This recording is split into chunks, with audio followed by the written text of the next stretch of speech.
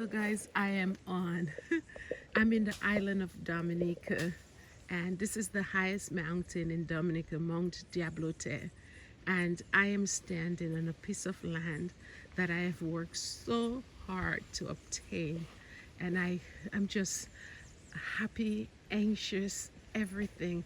I'm experiencing so many different emotions being on this piece of land right now. And here's another mountain.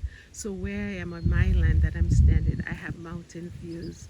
And here's the Piece de Resistance, the ocean view. So I have ocean all the way around. Look at this, look at this, look at this. This is going to be my view from where my house is going to be built. I my heart is so full right now. Look at this, it's unbelievable. It's just unbelievable. Look at a beautiful tree that is growing there. Look at the flowers.